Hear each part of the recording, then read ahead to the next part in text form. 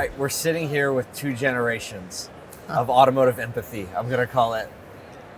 I know, sometimes y'all gotta like brand that. There's sometimes a new one. two generations of automotive empathy. I see a trademark coming. Oh my that's gosh, amazing. we have father, son, both serving the community of dealers by training and building empathy. So yeah, I'll just go with that. Thanks for joining us today. No, this is awesome.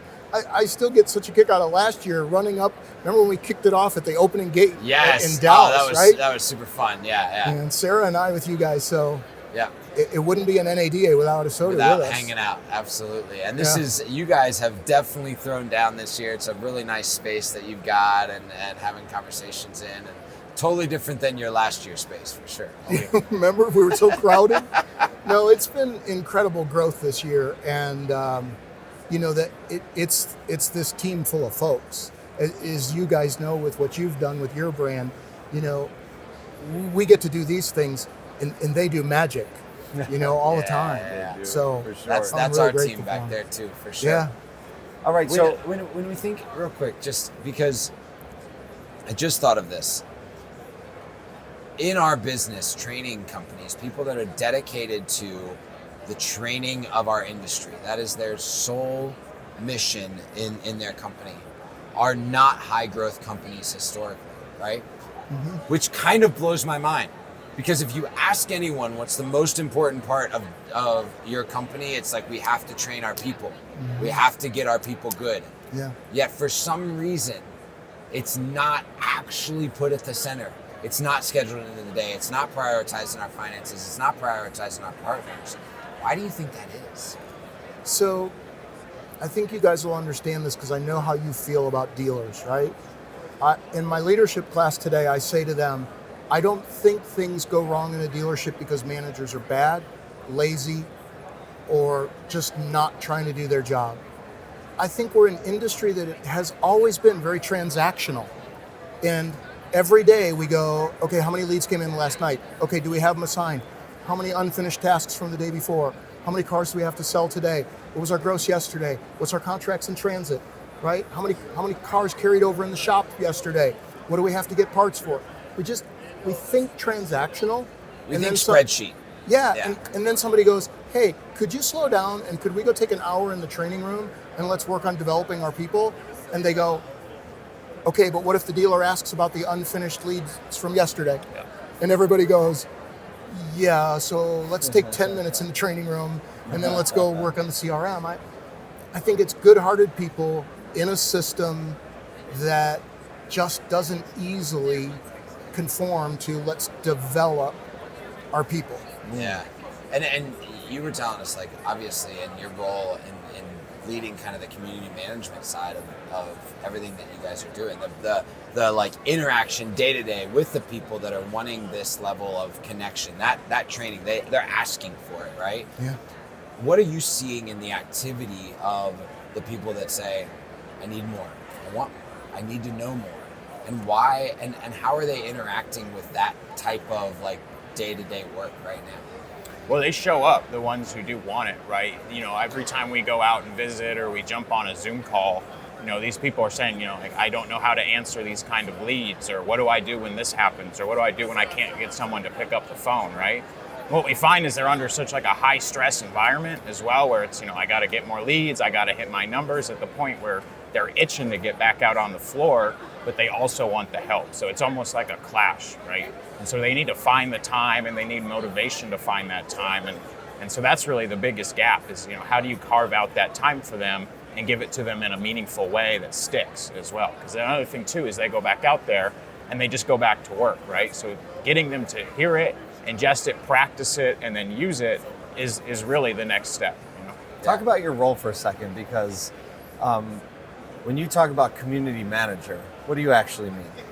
Yeah, it's all over. You know, at the end of the day, it's like a little personal coach, a moderator. I've played a therapist before on the phone. Yeah, I'm sure. Yeah, no one in the auto industry on the front lines of dealership needs a therapist. We Right. know this Yeah. is true, right? Yeah, especially someone as unqualified as me. But it's really whatever you need, right? As a salesperson, you know, I remember my first day on the sales floor, I had zero training and I took a customer within the first 30 minutes, right? And so they're desperate for, you know, guidance. You know, they don't know how to take phone calls. They don't know how to demo a car properly. They don't know how to overcome any objections, right? They just go back to their manager and they ask their manager for advice, and they come out and the customer says something, let me go talk to my manager again. And so what they really need is just someone to be able to reach out to who's going to be able to actually work through those things with them, give them real tangible tools and whatnot. And so a community manager can do anything from that to just talking to them, right? We'll answer chats, we'll give you advice on phone calls, we'll talk to you about overcoming objections. And the best part is you can get us within 5 to 10 minutes. I'll answer a chat in less than a minute, right? And so that's the key, is they don't have that kind of support. So many of them just kind of feel lost or they got to figure it out for themselves.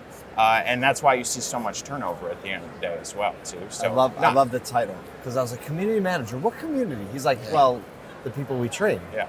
It's like even the adoption of it as a community and not a client or a customer or, live support, right? Yeah. No, it's the community, and we're here to help you. My partner, Ken Herforth, who's our co-founder, right? From day one, he said, Dave, we can't just drop people in technology. You can't just go from a human helping them learn to, hey, here's some technology, go keep learning, go play the game. He said, you gotta keep a community. You gotta let them talk. You gotta let them play together. Soon, we'll have team chat where they can help each other, right? And I don't think any of us are just ready to be dropped from learning into tech. Okay, have fun.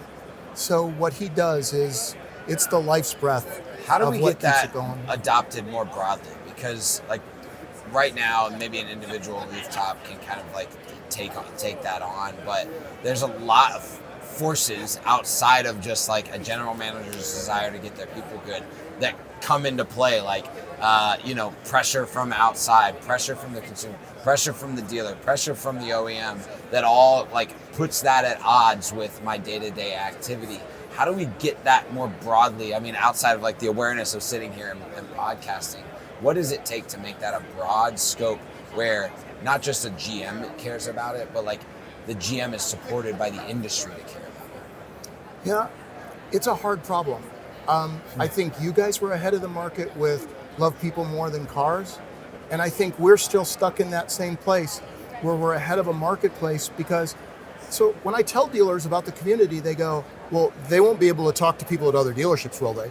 Right, yes. And I go, that's huge. I look at the dealer and I go, they do already, right? Right. And he goes, what do you mean? I go, well, there's Facebook groups, and then there's this thing called Reddit, and there's Reddit channels where they even exchange pay plans. He goes, they show my pay plan to people? And I go, Oh, yeah. Sure do. They're in community already. Now, the question is, can we create a positive learning community so I just don't lose track of who these people are, because we're in dealerships still. They are a single mom with 2 kids who decided to give automotive a try. They are a boy and a girl who have a baby together who desperately want to get out of a crummy apartment, and he doesn't want this job not to work. Mm-hmm. Yeah. You saw them, we all know what they look like, and they deserve better in their opportunity to learn. And my last part of the answer is, it's why our learning only happens on mobile devices, right? Because I think you have to let learning and community happen when and where they want. They already are. Instead of, no, you must sit at a computer in the dealership and watch videos. Log in here, yes. Yeah. Log in here, Freedom. sit on this thing that you don't like to sit on anyway, and watch this long video that really...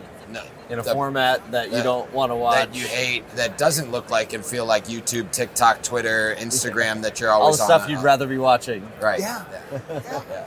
It's so cool. Well, gentlemen, listen, I wish we had more time. We'll certainly have more conversations. I love 2 generations working to solve the same problem. Thank you for the work that you do together and with Quantify. We got fun stuff to share with you. Great stuff coming. So anytime you want us, tell We'll be us. chatting soon, I'm sure. Yes, I've been pitching him on getting billboards with us back to back, you know. Oh, here we go. Yes. As long as you wear matching suits. Yeah. Matching suits, Whatever he generations needs. of empathy. It's perfect. He got the tall thread in our family. I don't stand next to him in pictures very often. Awesome. Thanks again. All right.